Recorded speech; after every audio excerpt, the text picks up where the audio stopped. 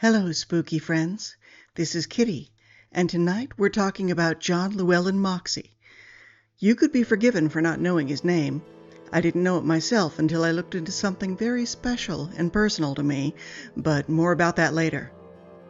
While you may or may not know his name, you probably know his works. In the last video, we talked about Dan Curtis and his Kolchak productions. Moxey directed the first of them, The Night Stalker. We'll be discussing decades-old media, so there will be spoilers. You have been warned. John was born in Argentina to British parents, who instilled a love of theater in the boy from a young age. When he was about 10, he found himself on a British soundstage and declared, "I'm going to work here someday," and later he worked on that very stage. His early credits are under John Moxey, but a visit to a numerologist convinced him that he'd be more successful if he added his middle name, Llewellyn, which I am not even going to attempt to pronounce in its original Welsh. He directed a lot of episodic television, especially in the action and mystery genres. If you watched Magnum P.I., Mannix, Charlie's Angels, or Mission Impossible, you've seen his work. He was also a master of the TV movie. In the early days of television, movie studios considered it a threat, so charged outrageous prices for licensing movies to rerun on TV. In 1969, ABC had had enough and introduced the Movie of the Week, birthing a varied and wildly creative format that many of us grew up with. He honestly didn't do a lot of what I consider horror. I'll be including a couple of psychological thrillers here to round things out, but we begin at the beginning, with one of his most acclaimed films, City of the Dead. Don Taylor, one of the film's producers, had previously made some films for the Army and asked Moxey to direct a few, because he was a World War II vet with the 53rd Welsh Division. Taylor liked the way Moxey moved actors around the set. His elegant choreography became a signature. When Taylor became involved with City of the Dead, he asked Moxey along, giving him his first feature film. Moxey said in an interview, "What I like to see in horror films is not too much." He didn't like the idea of just showing the monster. He'd rather imply it and let the audience fill in the gaps. He preferred to concentrate on atmosphere. In City, he used a heavy mist to create a sense of creeping dread. The paraffin used in the fog machines had some unfortunate gastric side effects, but he felt the end result was worth it. The film was released in the US as Horror Hotel and was missing footage, so if you've seen that version, I definitely encourage you to watch the restored City of the Dead. He's often asked if he was influenced by Psycho, but the films were in production at the same time, released very close together. He hadn't seen Psycho, and Hitchcock hadn't seen City. They were just of a like mind when it came to murdering blondes. An especially great note in City, Christopher Lee. He doesn't play a monster. Well, not at first. Now I'm going to skip around a bit because in 1971 and 1981, he kind of made the same movie. 1971's A Taste of Evil stars Barbara Stanwyck and other people, but I rarely notice anyone else when Stanwyck is on the screen. William Wyndham was there, but not much. Oh, and Roddy McDowall. He's such a cutie. This psychological thriller is definitely in the let's scare the heiress genre, something writer Jimmy Sangster was known for. It has good moments, but the first thing that happens is the essay of a 12-year-old girl, and it leaves a greasy shroud over the whole movie. It is, on one hand, taken seriously, with the devastating aftermath experienced by Susan, played by Barbara Parkins, and on the other hand, handled glibly, with far too little justice. It's kinda nasty, and despite Stanwyck's marvelous last line, "Why didn't you die?" I prefer his later Scare the Heiress movie. Now, sometimes you want to scare her until she gets committed. Sometimes you want to scare her to death. 1981's No Place to Hide has Mariette Hartley in the evil mother figure role. Hartley always has this coolness, an unshakable poise that made her a staple of 80s television. The heiress, Amy, is played by Kathleen Beller, and so much like the Susan character from Taste of Evil that I had to look them up and make sure they weren't the same person. The reason this is so similar? Blame it on the writer again. Jimmy Sangster, who never met a gaslight he didn't like. No Place to Hide has some genuinely scary moments with Amy's stalker.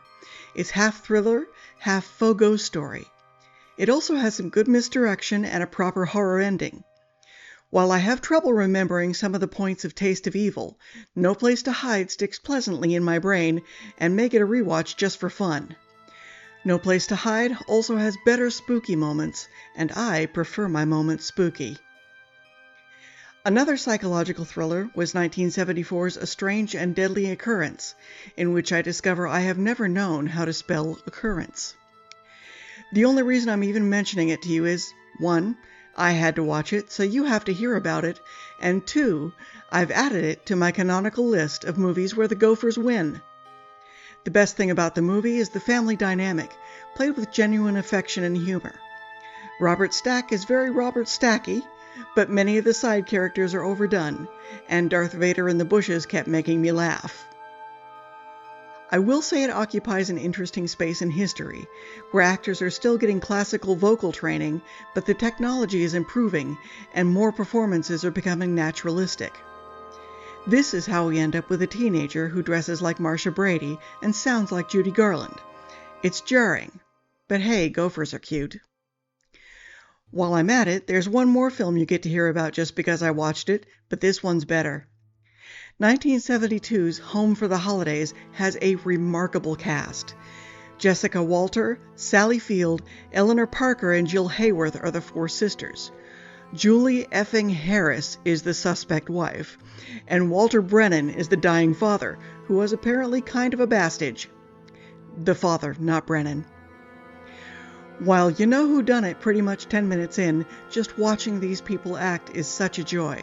Also, Sally Field can really scream. I do wish they'd stop knocking into the Christmas tree, though. Yes, it makes a pretty tinkly sound, but who does that? While lots of folks know about City of the Dead, I bet more know about The Night Stalker. I talked briefly about The Night Stalker in my Dan Curtis video, where I confessed I like the second movie better. That's not to say I don't love the hell out of the first one. I was not bummed about watching it again. Dan Curtis met Moxey in England when he was looking for a director for his Jekyll and Hyde adaptation. Curtis had seen some of his episodes of Armchair Theatre for ITV and liked what he saw. Unfortunately, that entire production blew up, and Curtis ended up with a different script, different actors, on a different continent. When Barry Diller gave Curtis the script for The Night Stalker, he agreed to produce, but hired Moxey to direct. I don't feel I'm exaggerating to say it's one of the greatest television films of all time. Produced, like most TV films were, with a budget of $450,000 and shot in 12 days, it earned a staggering 54 share on the night it aired. The movie features a cold open that drags you immediately into the story, riveted by Darren McGavin's voice coming out of a tiny tape recorder. To describe it, it sounds like a static scene, but the opening is, per Moxey's style, full of movement, even down to McGavin muttering under his breath along with the tape. I do wonder if that beer can was rigged or if he actually pulled the tab with his teeth. The ending is handled the same way. Silence with production credits, letting you sit for a moment with what you just watched.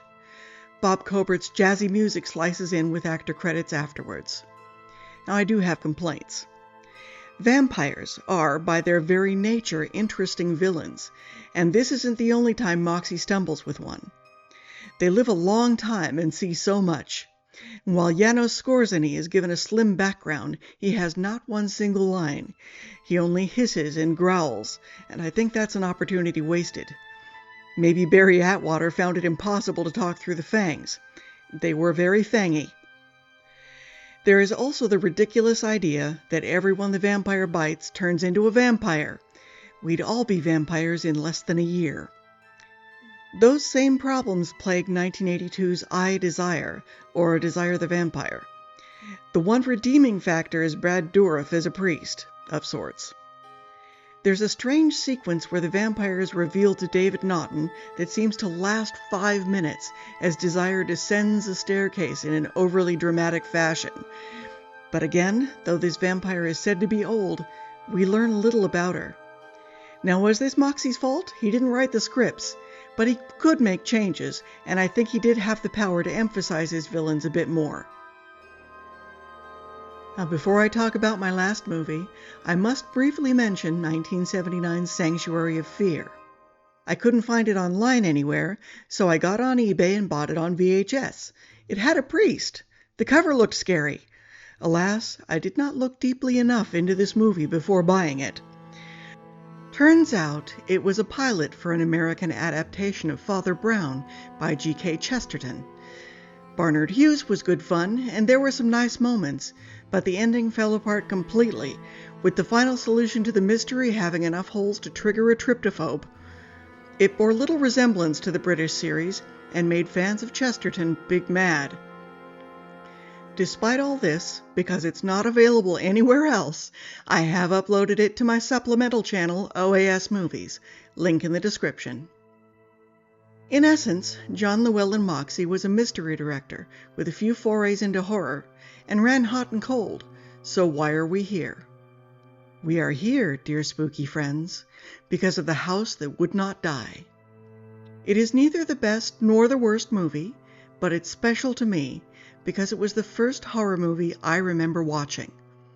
I also remember the reveal of a complete skeleton in the walls and Susan Day, but memories are weird. There's actually a femur in the cellar in Kitty Wynn. It was 1970, and 6-year-old me begged to stay up for the movie of the week because something deep in my already twisted psyche needed the spooky. Naturally, it scared the crap out of me. Worth it. House was Moxey's first television movie. His wife Jane was Aaron Spelling's secretary, which is how he and Moxey met. It was natural for Spelling to ask his friend to direct his new film. The film was based on the book Emmy Come Home by Barbara Michaels. They made several changes for the film, some necessary, some not. I wish they'd kept the character of Bruce, Sarah's love interest, instead of replacing him with Stan, who is wholly forgettable. I am glad they excised the racism, which made several bits of the book cringy. The movie is a haunted house story in the purest sense, and elements of it became the things I loved all my life. Ghost stories are still my favorite. A good seance is always welcome, and I still want an interesting historical tale researched by the protagonists. I love it when they rifle through the attic or take a trip to the Historical Society, because, in case you need reminding, research. That's where the joy lies. Will I find an excuse to use that clip in every video? Maybe. Moxey, as usual, concentrates on atmosphere. He decided the ghosts would be represented by wind, which resulted in the destruction of the entire set the first time they turned on the giant fans. They had to rebuild and start again the next day, with the fans turned down to something less than a gale. There's a wonderful opening sequence where we walk through the house with the POV of the ghosts. Moxey ended up helming the camera himself for this scene, as it was too difficult to describe the subtle movements he wanted. There are some good scares and some decent performances as we watch Richard Egan's Professor and Kitty Wynn's Sarah become slowly possessed by the spirits in the house. The movie tries very hard to make the ending more exciting than the book, where the characters actually sit down at the end and remark that it was anticlimactic. It sort of succeeds. The House That Would Not Die started my love affair with horror, and I couldn't be happier. There is an interview with Moxey as an extra on the DVD, and I have uploaded this to OAS Movies. Link in the description. John Llewellyn Moxey retired in 1991 after having directed over 100 shows and movies. His last gig was an episode of Murder, She Wrote, where he'd been a regular. He spent his remaining years involved in local theater and passed away in 2019 at the age of 94. While his passing went largely unremarked, his legacy changed the face of television forever.